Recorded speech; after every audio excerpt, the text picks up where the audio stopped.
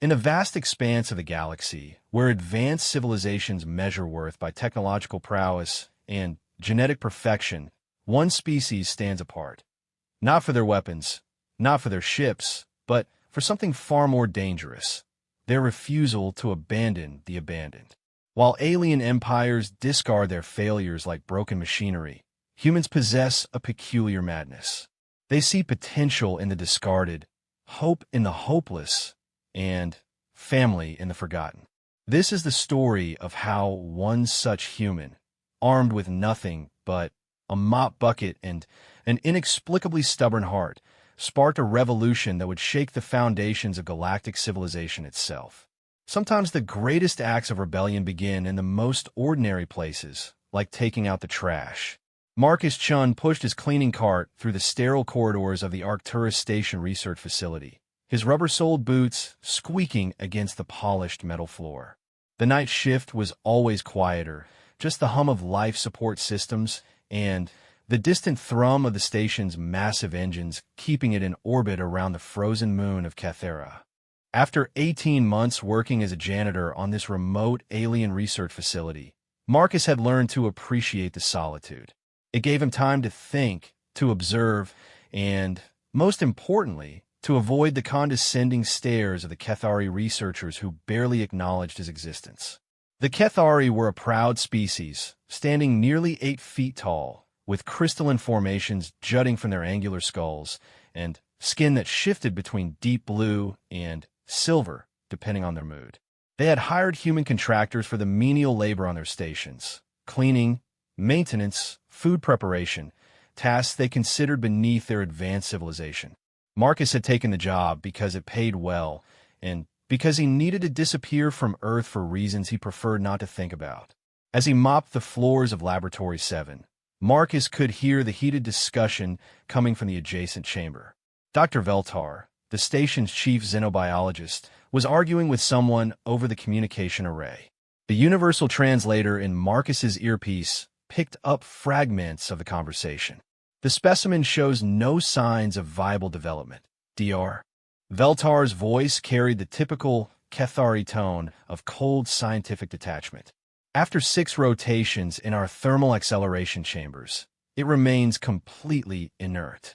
The cellular structure appears to be degrading at an exponential rate. Have you attempted alternative revival protocols? The voice belonged to another Cathari, though Marcus couldn't identify who. Every method in our database: thermal shock, bioelectrical stimulation, even exposure to various atmospheric compositions. Nothing. The specimen is beyond salvage. I recommend immediate disposal. Marcus continued cleaning, but something about the conversation bothered him. The Cathari spoke of specimens the way humans might discuss broken equipment, with clinical detachment and easy dismissal. He'd seen it before during his time on the station. When experiments failed, they simply discarded them and moved on to the next project. 20 minutes later, Marcus was wheeling his cart toward the waste disposal chute when he nearly collided with Dr. Veltar emerging from Laboratory 7. The tall alien barely glanced at him as he strode past, his crystalline formations glowing a dull orange, the Cathari equivalent of frustration. In his 4-fingered hands, he carried a sealed containment unit about the size of a shoebox, its surface frosted with ice crystals. "Move aside, human," Dr. Veltar commanded without breaking stride. "This waste needs immediate disposal." Marcus stepped back, watching as the doctor approached the waste chute. The containment unit hissed as its seals disengaged, and Dr. Veltar tilted it toward the opening. Through the transparent aluminum viewing panel, Marcus caught a glimpse of something that made his breath catch in his throat. It looked like a miniature dragon from Earth's fantasy stories, no bigger than a house cat. Its scales were a deep midnight blue, almost black, and its body was rigid with cold. Tiny wings were folded against its sides, and its elongated neck curved gracefully even in its frozen state. Most striking were its eyes, closed now, but Marcus could see the delicate eyelids were traced with silver patterns that seemed to shimmer even in the harsh fluorescent lighting. "Wait," Marcus called out before he could stop himself. Dr. Veltar paused, his crystalline formations shifting to a bright blue of surprise and annoyance. What did you say? Marcus realized he'd spoken without thinking, breaking the unwritten rule that humans should remain invisible and silent around their Kethari employers. But something about the small creature stirred something deep in his chest, a protective instinct he hadn't felt since his daughter. I said, wait. Marcus repeated, more firmly this time. What is that?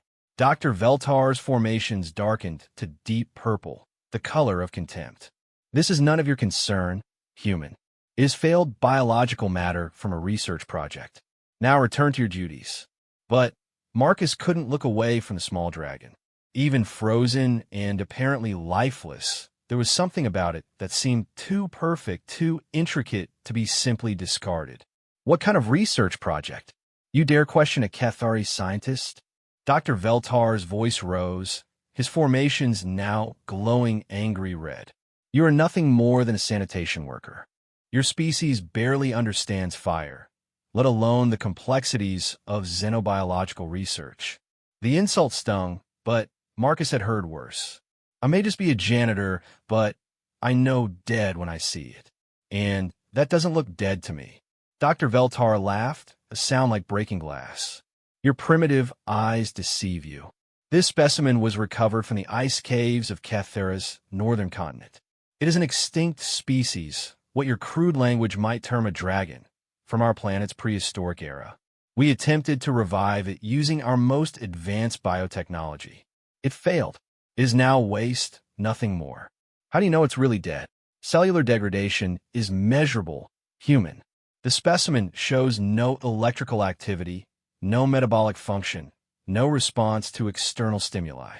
By every scientific metric available to our civilization, is a corpse. Marcus stared at the tiny dragon, something nagging at the back of his mind. Growing up in rural Montana, he'd spent countless winter mornings finding small animals that appeared dead from the cold. Rabbits, squirrels, even birds, only to watch them slowly return to life when brought into warmth. His grandmother had called it playing possum, though she'd explained that extreme cold could slow an animal's metabolism to almost nothing. What if it's hibernating? Marcus asked. What if the cold didn't kill it, but put it into some kind of suspended animation? Dr. Veltar's formations shifted through several colors before settling on a dull yellow that Marcus had learned indicated impatience. Hibernation is a primitive survival mechanism employed by lesser species. The Dracthani, as this specimen species was known, were the apex predators of our world's ancient era. They would not possess such crude adaptations. But what if they did? Impossible. Our thermal acceleration chambers operate at optimal temperatures for cellular revival. If this creature were capable of awakening, it would have done so. Marcus thought about his grandmother's stories, about how she'd place half-frozen animals in warm, quiet places and wait patiently for signs of life. The Kethari approach seemed to be all about force and speed, thermal shock, electrical stimulation, aggressive intervention. Maybe what the little dragon needed wasn't acceleration, but patience. Could I take it? Marcus asked, the words surprising him as much as they seemed to surprise Dr. Veltar. The alien's formations blazed bright white, the Kethari color for complete bewilderment. You wish to possess biological waste. If you're just going to throw it away anyway. Dr. Veltar studied Marcus with his large, multifaceted eyes. This request is highly irregular. The specimen has no value, but station protocols require proper documentation for the disposal of all research materials. Marcus held his breath, waiting for the inevitable rejection.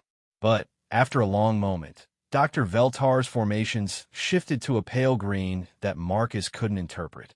Your species' attachment to worthless objects is well documented, the doctor said finally. If you wish to burden yourself with this failure, I see no harm in it. Consider it compensation for your adequate sanitation services. With that, Dr. Veltar handed Marcus the containment unit and strode away, his crystalline formations already shifting to the cool blue of dismissal. Marcus stood alone in the corridor, holding the frosted container and wondering what he'd just gotten himself into. Back in his small quarters on the human section of the station, Marcus carefully placed the containment unit on his desk and activated its warming function at the lowest possible setting. Through the viewing panel, the tiny dragon remained motionless, but something about its positioning seemed different, less rigid perhaps, though that might have been wishful thinking. Marcus pulled up the station's database on his personal terminal and searched for information about Kithura's prehistoric era. What he found was limited but fascinating. The Drakthani had indeed been the dominant species on the planet millions of years ago, before some unknown catastrophe had driven them to extinction. They were described as highly intelligent, possibly even sapient, with complex social structures and what appeared to be a sophisticated understanding of their environment. The entry mentioned that Drakthani fossils were extremely rare, found only in the deepest ice caves where the planet's ancient atmospheric conditions had been preserved. This suggested they might have used those caves as shelters during extreme weather events, perhaps even as hibernation sites. Marcus read late into the night, learning everything he could about the planet's geological history, its climate patterns, and the theories surrounding the Drakthani extinction. The more he read, the more convinced he became that the researchers had approached the revival process all wrong. They treated the dragon like a piece of equipment that needed to be jump-started, rather than a living creature that needed to be coaxed back to consciousness. Over the following days, Marcus developed a routine. Each morning before his shift began, he would check on the dragon, adjusting the temperature gradually and talking to it softly. He told it about Earth, about his grandmother's farm, about the animals he'd helped save from Montana winters. He wasn't sure why he talked to it. Maybe because the loneliness of the station was finally getting to him, or maybe because some part of him genuinely believed it could hear him. On the fourth day, as Marcus was describing his grandmother's apple orchard, he noticed something that made his heart skip a beat. One of the dragon's eyelids had moved, just a tiny flutter, barely perceptible, but definitely movement. Marcus leaned closer, his breath fogging the viewing panel. "Come on, little one," he whispered. "I know you're in there." The eyelid fluttered again, and this time Marcus was certain he hadn't imagined it. Over the next hour, the movements became more frequent, and the dragon's breathing, which Marcus now realized he'd been detecting subconsciously for days, became deeper and more regular. Then, as if waking from the world's longest nap, the dragon opened its eyes. They were the most beautiful things Marcus had ever seen, large and intelligent, with irises that shifted between deep purple and brilliant gold. The dragon looked around the containment unit with obvious confusion, then focused on Marcus's face pressed against the viewing panel. For a long moment, they simply stared at each other. The dragon was definitely alive, definitely aware, and definitely intelligent. Marcus could see it in those remarkable eyes, in the way its head tilted as it studied him, in the careful precision of its movements as it tested the boundaries of its small prison. "Hello there," Marcus said softly. "My name's Marcus. You've been asleep for a very long time." The dragon's head turned at the sound of his voice, and Marcus could swear he saw recognition there. Not of the words, perhaps, but of the tone, the intention behind them. This wasn't just an animal that had awakened. This was a person, and that changed everything. Marcus spent the rest of that day researching Kethari law regarding sentient species. What he found was both encouraging and terrifying. The Galactic Council had strict protocols regarding the treatment of sapient beings. They could not be owned, experimented on without consent, or denied basic rights regardless of their planet of origin or current circumstances. However, those protections only applied to species that had been officially recognized as sentient. The Drakthani were listed in the databases as extinct non-sapient fauna. If Marcus revealed that one was alive, it would likely be classified as a research specimen until a formal review could determine its sentient status, a process that could take years and would certainly involve separating the dragon from the only friendly face it had seen since awakening. Marcus made a decision that would have consequences he couldn't yet imagine. He would keep the dragon's awakening secret until he could figure out how to protect it. The Kethari had already written it off as waste. As far as they were concerned, it no longer existed. That gave Marcus some time, but not much. Eventually, someone would notice his changed behavior, his frequent trips to his quarters, his requests for unusual food items. The dragon, Marcus had started calling it Drake, though he had no idea if it was male or female, seemed to understand that discretion was important. When Marcus opened the containment unit, Drake remained calm and quiet, watching with those intelligent eyes as Marcus prepared a small space in his quarters with blankets and a heat lamp borrowed from the station's hydroponics bay. By the end of the week, Drake had grown noticeably larger and more active. It had also begun attempting to communicate, making soft clicking sounds that seemed to carry meaning, though Marcus couldn't interpret them yet. What was clear was that Drake was learning human words with remarkable speed, tilting its head thoughtfully whenever Marcus spoke, and occasionally trying to mimic certain sounds.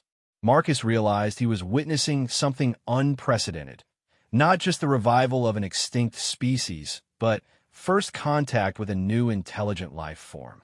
And he was handling it completely alone, with no training, no support, and no idea what he was doing. But as he watched Drake carefully arrange the blankets in its makeshift nest with precise, deliberate movements, Marcus knew he'd made the right choice. This wasn't a specimen to be studied or a curiosity to be displayed. This was a child of an ancient civilization, awakening to find itself utterly alone in a universe that had forgotten its species ever existed. Marcus had been alone too, in his own way. Maybe that's why he understood what Drake needed. Not scientific intervention or bureaucratic protection, but simple companionship and the patient kindness of someone who refused to give up on the discarded and forgotten. Little did Marcus know that his act of compassion was about to set in motion events that would reshape humanity's place in the galaxy. The universe was about to learn that when humans adopted something, they didn't just care for it. They would fight for it, die for it, and if necessary, go to war for it.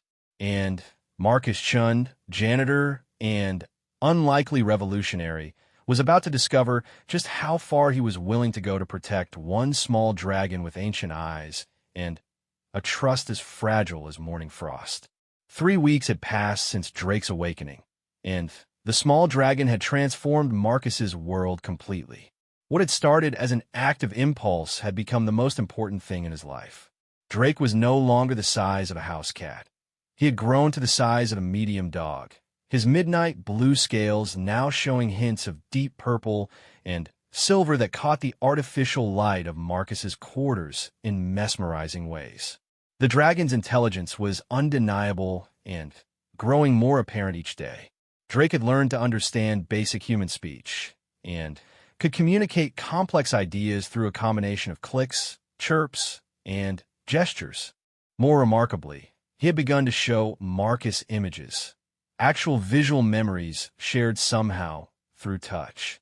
When their skin made contact, Marcus could see glimpses of ancient Kethura, vast cities of ice, and crystal populated by magnificent dragons like Drake, only fully grown and majestic beyond imagination.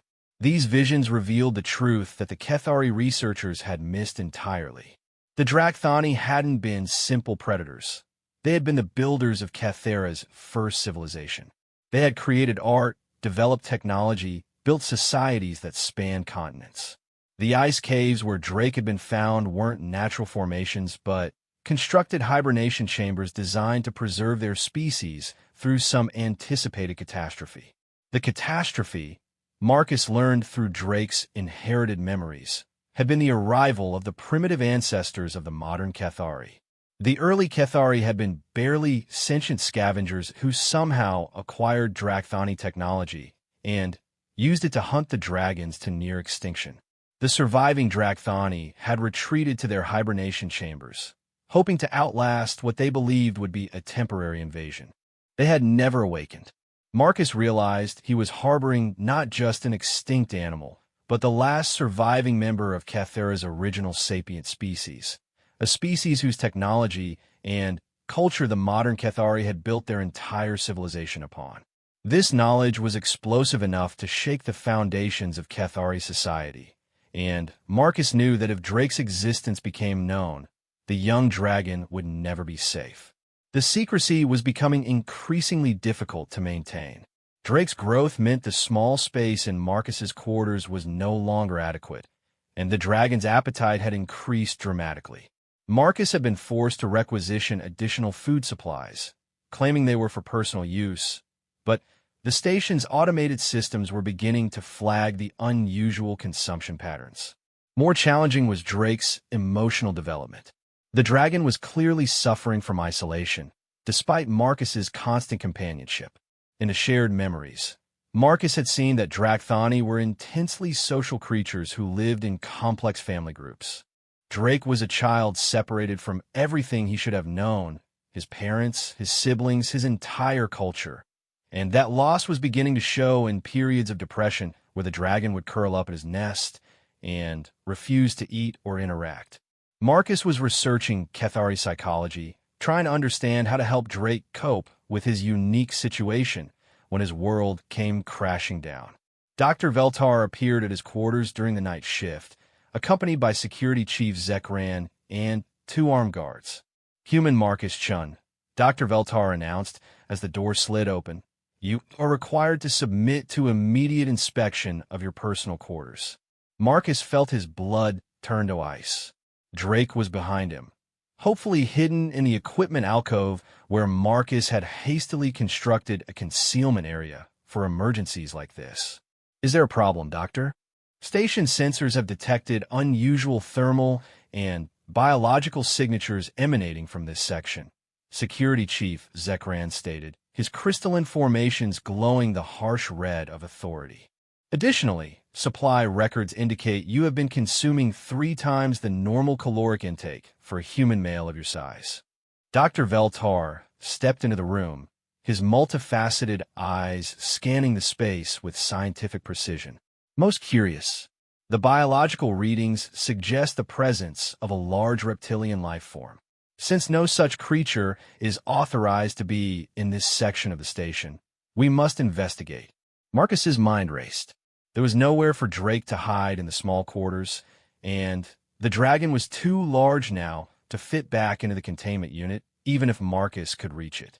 He could hear soft clicking sounds from the equipment alcove. Drake was stressed, probably picking up on Marcus's fear. "I don't know what your sensors are detecting," Marcus lied, "but there's nothing here except standard human equipment." "Then you will not object to a thorough search," Zekran stated, signaling to his guards. As the Cathari began moving through the quarters, Marcus felt a familiar touch against his mind. Drake was trying to share something with him, but instead of memories, it felt like instructions. The sensation was different from their usual communication, more urgent and complex. Suddenly, the dragon stepped out from behind the equipment alcove. The room fell silent. Dr. Veltar's formations shifted rapidly through several colors before settling on the white of complete shock. The guards raised their weapons instinctively, though they seemed unsure what they were threatening. Security Chief Zekran simply stared. Drake stood calmly in the center of the room, his head held high with unmistakable dignity. He was beautiful and terrible, ancient wisdom shining in eyes that had seen the true history of Cathera. When he spoke, his voice was clear and unmistakably intelligent, though he used the Cathari language with an accent that sounded older than their civilization. "I greet you, children of the new era," Drake said, his words carrying harmonics that made the universal translator struggle to keep up. "I am Drakmor Thani Vel Nash, last heir of the Crystal Throne, guardian of the deep memory, and son of those who built the first cities beneath the ice." The impact of hearing their supposedly extinct prehistoric predator speak perfect Cathari was visible on every face in the room. Dr. Veltar actually stumbled backward, his formations cycling wildly through colors that had no human equivalent. The guards lowered their weapons, apparently too stunned to maintain their threatening posture. "Impossible," Dr. Veltar whispered. The specimens showed no signs of sapience. The archaeological evidence indicated purely animalistic behavior patterns. Drake's expression, and Marcus was amazed at how expressive the dragon's features could be, showed something that might have been pity. Your archaeological methods are as primitive as your ancestors' understanding of our culture. You found our sleeping chambers and mistook them for natural caves. You discovered our art and classified it as unusual rock formations. You built your civilization on the foundations of ours while convincing yourselves that you were the first to achieve sentience on this world. Security Chief Zekran found his voice first.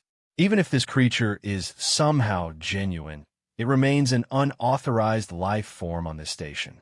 It must be contained pending investigation by the proper authorities.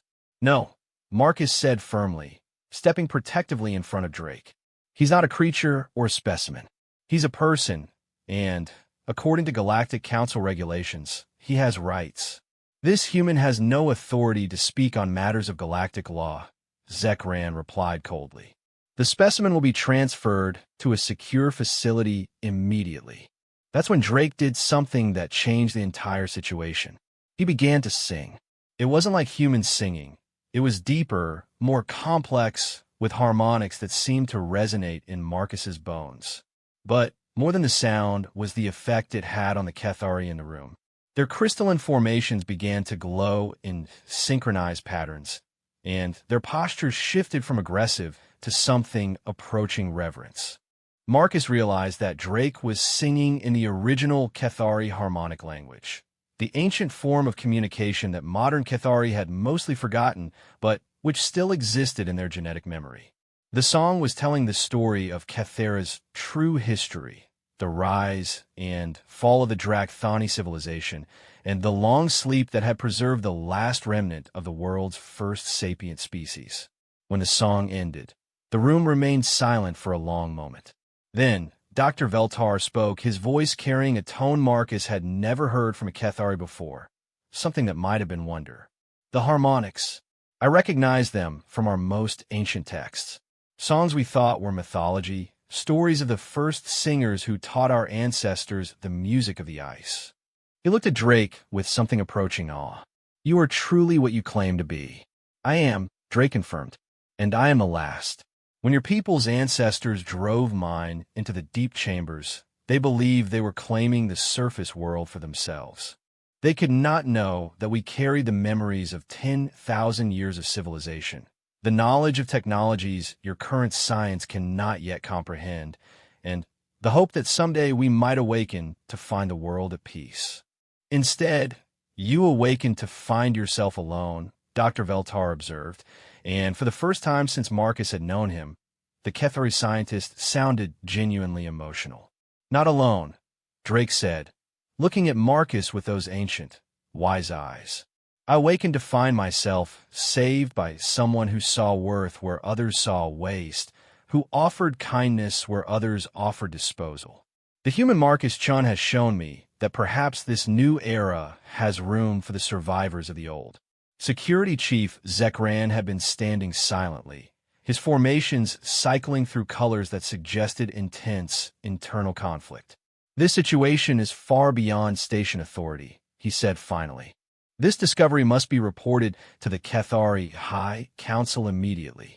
The implications, the historical ramifications, the political complications, Dr. Veltar added grimly. If it becomes known that modern Cathari civilization is built upon the ruins of a more advanced Drakthani culture, it could destabilize our entire society, Zekran finished. There are already faction movements claiming that our rapid technological advancement was too convenient, too sudden. If they learn it was based on stolen technology. Marcus felt a chill as he realized what they were discussing. Drake wasn't just a scientific discovery. He was a political bomb that could tear Cathari society apart, and that made him incredibly dangerous to very powerful people who would prefer that certain truths remain buried. You're talking about covering this up, Marcus said accusingly. About making him disappear again. We are discussing the stability of an entire civilization, Zekran replied coldly. One individual, regardless of his historical significance, cannot be allowed to destabilize the social order of billions. Drake stepped forward, his posture shifting into something more regal, more commanding. I have no desire to destabilize your civilization, Security Chief Zekran. I have no wish for war or revolution. I am a child awakening to find himself orphaned by history, seeking only a place to exist in this strange new world. But your very existence challenges our entire understanding of our own history, Dr. Veltar pointed out. Even if you make no claims, even if you demand nothing, your presence proves that our civilization's origin story is built on lies. Then perhaps, Drake said quietly, it is time for your people to learn the truth.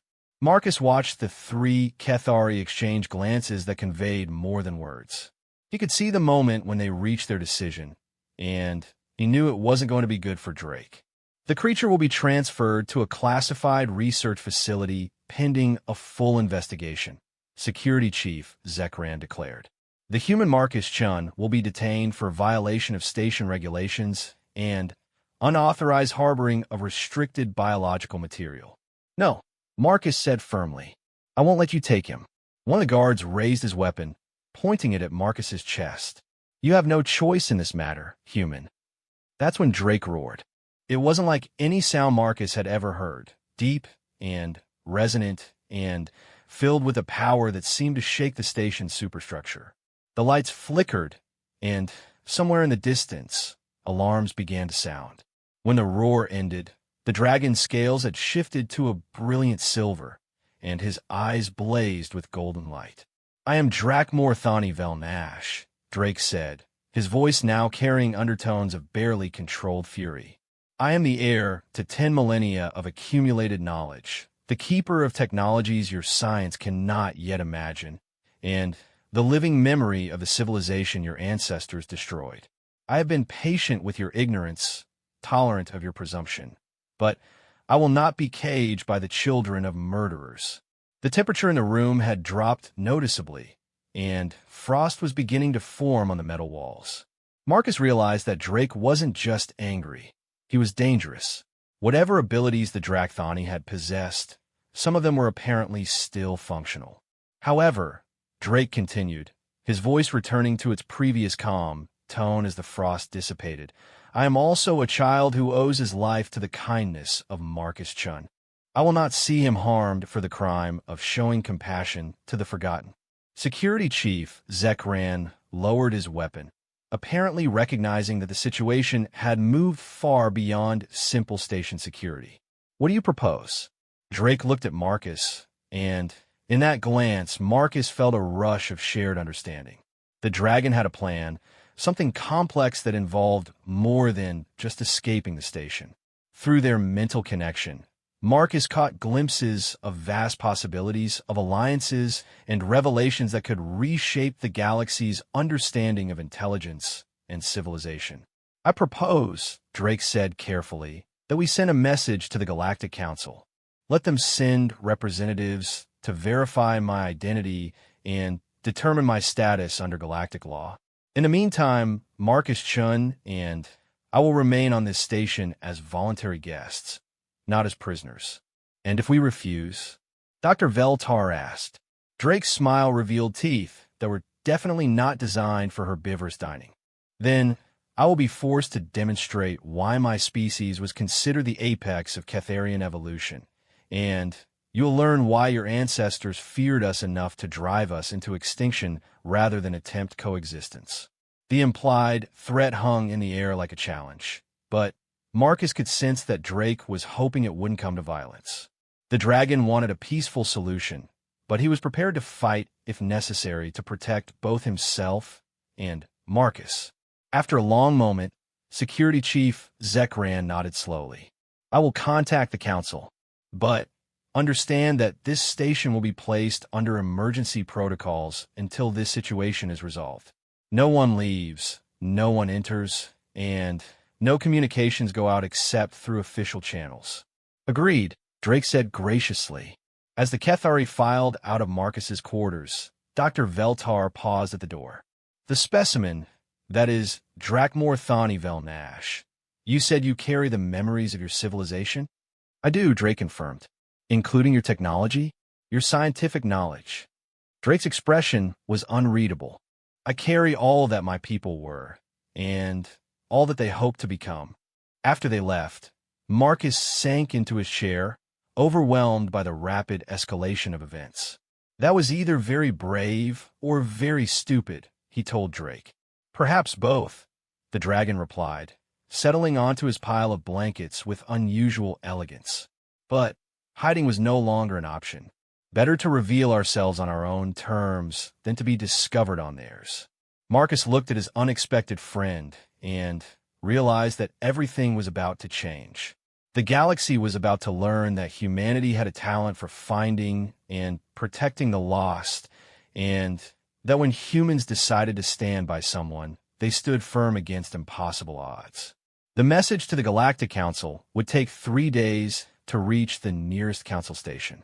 In that time, Marcus and Drake would need to prepare for what was coming: political maneuvering, scientific scrutiny, and quite possibly attempt to separate them by those who preferred their secrets to remain buried. But as Marcus watched Drake carefully arrange his sleeping area with the precise movements of inherited nobility, he knew that whatever came next, they would face it together.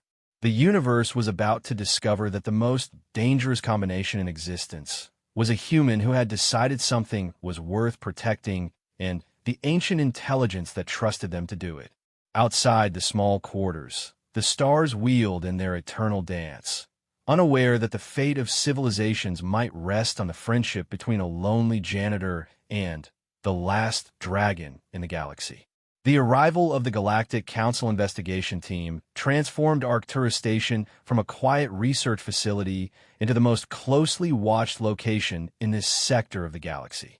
Ships from dozens of species hung in space around the station like metal vultures, each one representing different political interests, scientific organizations, and media outlets that had somehow learned about the situation despite the supposed communication blackout. Marcus stood in the observation deck beside Drake, watching the vessels arrive through the massive viewport. In the 3 days since they had contacted the council, the dragon had grown again, now nearly the size of a small horse, with scales that seemed to contain entire galaxies of color when the light hit them properly. More significantly, Drake's presence had begun to affect the station itself in ways that no one had anticipated. The Kethari crew had started having dreams, shared dreams of ancient Kethera, of ice cities and crystal spires, of a time when their world had been home to 2 sapient species living in harmony before fear and misunderstanding had driven them to conflict. These weren't random visions, but organized memories that Drake was somehow sharing through the station's life support systems, using techniques that Kethari science couldn't begin to explain. The effect on the crew had been profound. Dr. Veltar had approached Marcus the previous day, his crystalline formations showing colors that Marcus was learning to associate with deep emotional conflict. The dreams, Dr. Veltar had said quietly, they feel more real than my own memories. I see my ancestors as they truly were, not the noble pioneers of our history books, but desperate scavengers who stumbled upon technology they barely understood. They were afraid of the Drakthani, yes, but also envious of their achievements. Drake doesn't blame your people for what happened, Marcus had replied. He knows the difference between the past and the present, but I wonder if I can make the same distinction, the doctor had admitted. If our entire civilization is built on a foundation of theft and genocide, then you have a choice, Marcus had said firmly. You can let that history destroy your future, or you can use this knowledge to build something better. Now, as they watched the council ships arrange themselves in defensive formations, Marcus wondered if anyone would get that chance. The investigation team would arrive within hours, and with them would come questions that could reshape galactic politics, expose uncomfortable truths, and potentially start wars between species that have been allies for centuries. You're worried, Drake observed, his voice carrying the harmonic undertones that Marcus had learned indicated deep thought. Shouldn't I be? Marcus replied. Half those ships probably want to study you. The other half want to make you disappear. and I'm pretty sure at least a few want to use you as a weapon. Drake's laugh was like distant thunder. Marcus, my friend, you continue to think too small. Do you know what I see when I look at those ships? Marcus gestured at the growing fleet. A lot of firepower and political complications. I see the first gathering of its kind in 10,000 years. Representatives of dozens of species, drawn together not by war or trade, but by curiosity about the past and hope for understanding. When was the last time the galaxy paid attention to a discovery of such magnitude? I don't know. When they found the ancients' ruins on Terminus Prime, which sparked 3 wars and nearly destroyed 2 civilizations because everyone wanted to claim the technology for themselves, Drake pointed out. But this is different. This time, the discovery can speak for itself. Marcus looked at his friend with a mixture of admiration and concern. You're planning something. I am planning many things, Drake admitted. Some of them will be popular, some will not. But all of them are necessary if this galaxy is ever going to move beyond the cycles of fear and exploitation that have defined interspecies relations for millennia. Before Marcus could ask what that meant, the station's communication system activated. Security Chief Zekran's voice filled the observation deck. Attention, all station personnel. The Galactic Council investigation team is boarding now. All non-essential personnel are to remain in assigned quarters until further notice. Marcus Chun and the Drakthani individual are requested to report to Conference Chamber 1 immediately. Time to meet our judges, Marcus said grimly. Our audience. Drake corrected with what Marcus was learning to recognize as the dragon's subtle smile. Conference Chamber 1 had been hastily reconfigured to accommodate the investigation team, which consisted of representatives from the Galactic Council's major species. Marcus recognized the tall, graceful ethereal ambassador, the crystalline vegan delegate, the hulking ursine mediator, and several others from the major species database he'd studied during his orientation. What surprised him was the presence of human ambassador Sarah Chun, no relation, despite the shared name, who had apparently been rushed from the nearest human diplomatic station. The team leader was a being Marcus had never seen before, something that looked like a cross between a jellyfish and a tree with translucent fronds that moved in patterns that the universal translator interpreted as complex emotional states. According to the briefing materials, this was a contemplative, a species known for their ability to perceive truth through methods that other species found impossible to understand. I am vast thoughts beneath still waters, the contemplative announced, its voice somehow conveying volumes of meaning beyond the simple words.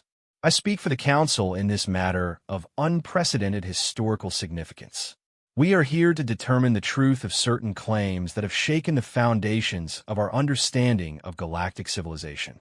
Dr. Veltar stepped forward from where he'd been standing with the other Kethari officials. Honored Contemplative, I present the individual known as Drakmor Thani Velnash, discovered in a frozen state in the ice caves of Kethera's northern continent, and revived through the efforts of our research team. Marcus bit his tongue to keep from correcting the blatant lie about who had revived Drake. The dragon caught his eye and gave an almost imperceptible shake of his head. This wasn't the time for that particular truth. I also present Marcus Chun, the human maintenance worker who first identified the specimen as potentially viable. Dr. Veltar continued, at least giving Marcus some credit. Maintenance worker? Ambassador, Chun raised an eyebrow. According to the files I was provided, Mr. Chun has an advanced degree in xenobiology and published several papers on cross-species communication before leaving academic life rather suddenly. Marcus felt his face flush as every eye in the room turned to him. He'd hoped his past would remain buried, but apparently the Council's background checks were more thorough than he'd expected. That was a long time ago, Marcus said quietly, and not relevant to the current situation. On the contrary, vast thoughts beneath still waters observed, its fronds shifting into patterns that suggested deep interest. It is highly relevant that a trained xenobiologist was present to recognize the significance of this discovery. Coincidences of such magnitude are rarely coincidental. Drake stepped forward, his movements carrying an inherent dignity that commanded attention. Honored contemplative, I believe we can resolve questions of motivation and coincidence after we address the more fundamental question of my identity and status. Indeed, the contemplative agreed. Drakmor Thani Velnash, you claim to be the last surviving member of the Drakthani species of Kethera, a species believed extinct for millions of years. You also claim that your species was the original sapient civilization of that world. These are extraordinary claims. They are, Drake acknowledged, and I am prepared to provide extraordinary proof. What happened next was unlike anything anyone in the room had ever experienced. Drake began to sing, but this was different from the harmonic communication he'd used with the Kethari crew. This was something deeper, older, and infinitely more complex. As the song filled the chamber, reality seemed to shift around them. The walls became transparent, revealing not the empty space outside, but the Kethera of 10 million years ago. They could see the ice cities in their prime, vast structures of crystal and metal that made current Kethari architecture look primitive by comparison. They watched Drakthani engineers working alongside early Kethari partners, sharing knowledge and building wonders that span continents. Then, the vision shifted, showing the slow breakdown of cooperation as fear and misunderstanding grew between the species. They witnessed the first conflicts, the gradual retreat of the Drakthani to their mountain strongholds, and, finally, the desperate construction of the hibernation chambers as the Drakthani faced the choice between extinction and sleep. The vision ended with Drake himself as a hatchling, placed in his chamber by parents who sang lullabies that contained the entire history of their species, encoded into his genetic memory as the last repository of Drakthani civilization. When the song ended and the visions faded, the chamber remained silent for a long moment. Several of the council delegates were openly weeping, and even the stoic Ursine mediator looked shaken. The genetic memory encoding is genuine, the ethereal ambassador announced, her voice carrying the absolute certainty of her species' mental abilities. The historical accuracy is confirmed by quantum resonance patterns in the local space-time matrix. This individual is indeed what he claims to be. The implications are staggering, the vegan delegate added, his crystalline form shifting through colors that indicated severe processing strain. If the Kethari civilization is built upon appropriated Drakthani technology, then we have a situation that could destabilize this entire sector, Ambassador Chen finished grimly. Security Chief Zekran spoke up from where he'd been standing with the station officials, which is why we recommend that this information be classified at the highest levels. The political ramifications of public disclosure would be catastrophic. You're suggesting a cover-up, Ambassador Chen said flatly. I'm suggesting pragmatic damage control, Zekran replied. The truth serves no one if it starts a war. Drake's scales shimmered as they shifted to deep silver, and his eyes blazed with golden light. The truth serves everyone, Security Chief, even when it's uncomfortable. Especially when it's uncomfortable. You speak easily of truth, the Ursine mediator rumbled, but you have no understanding of the chaos your revelations could unleash. Kethari society could collapse. Allied species could turn against them. The economic disruption alone could affect billions of lives. And yet, Drake replied calmly, the alternative is to build the future on a foundation of lies. How long before those lies collapse under their own weight?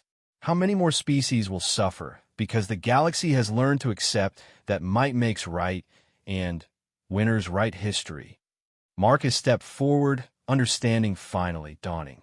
This isn't really about Drake at all, is it? It's about what he represents. Vast thoughts beneath still water's fronds shifted into patterns of approval. The human sees clearly. This individual is indeed significant, but more significant is what his existence proves, that the galaxy's understanding of its own history is incomplete, that species we thought inferior or extinct may have knowledge and perspectives we desperately need. You're talking about changing how the entire galaxy thinks about intelligence and civilization, Ambassador Chun said slowly. I'm talking about evolution, Drake said, his voice carrying harmonics that made the universal translator struggle.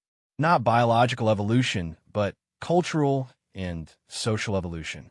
Your galaxy has spent millennia organizing itself around the principle that the strongest and most technologically advanced species deserve to dominate the weaker ones.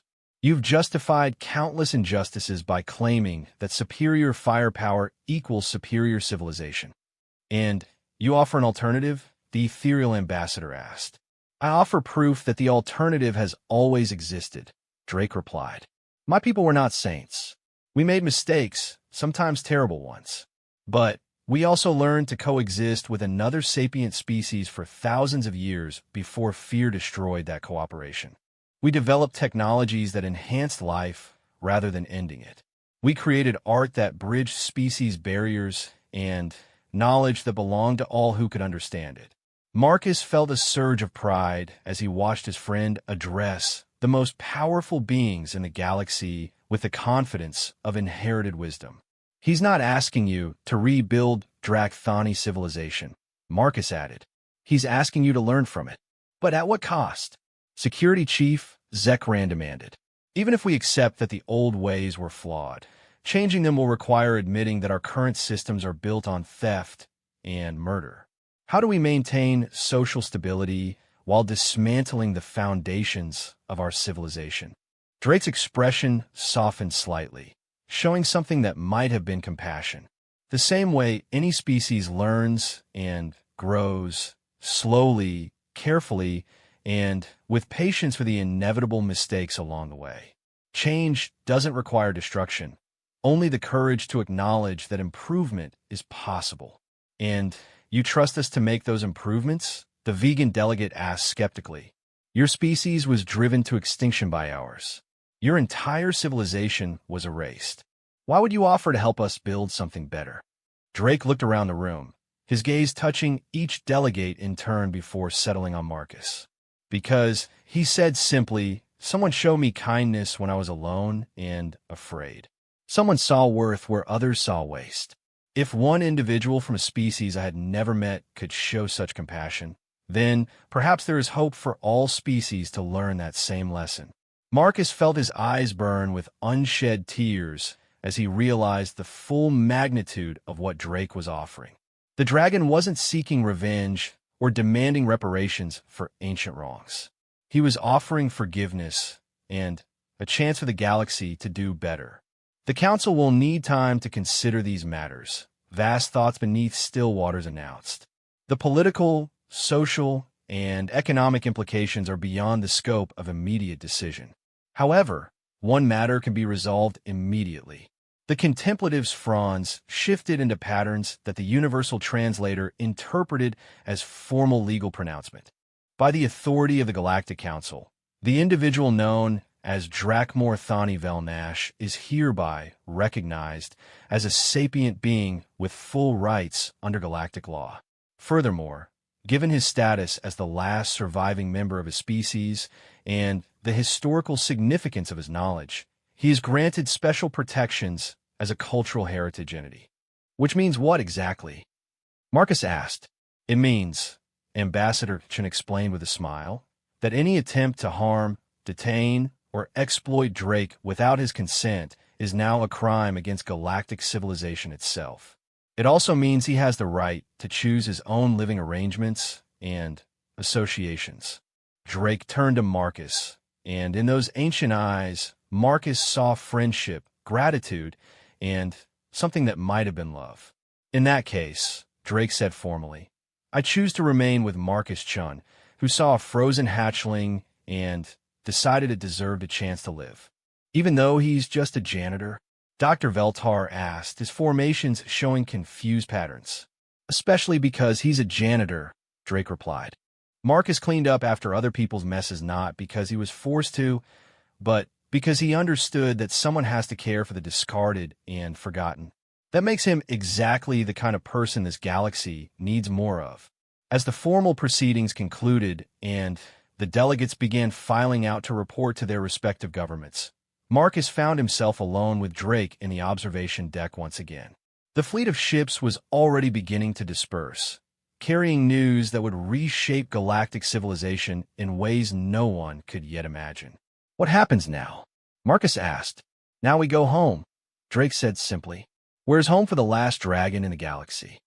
Drake's smile could have melted the ice of Cathera's polar caps. "Home is wherever someone cares enough to make room for you. I thought a janitor from Earth taught me that lesson." As Marcus watched the stars through the viewport, he realized that he'd gotten everything wrong from the beginning.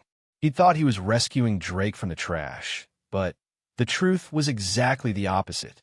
Drake had rescued him from loneliness, from purposelessness, and from the cynical belief that one person couldn't make a difference in an indifferent universe. The galaxy was about to learn what humanity had always known in its heart, that sometimes the most important revolutions begin with simple acts of kindness, and that the future belongs to those brave enough to see worth in the worthless and hope in the hopeless. Marcus Chun had gone into the trash to save a frozen dragon, Hatchling. He'd emerged with a friend who would help reshape the stars themselves. And, in the end, that's what made humans special in a galaxy full of wonders. Not their technology or their weapons or their ambitions, but their stubborn refusal to leave anyone behind. The universe was vast and often cruel, but as long as there were humans willing to take in strays and fight for the forgotten, there would always be hope for something better. Even in the darkest corners of space, someone was taking out the trash and finding miracles hidden among the discarded dreams.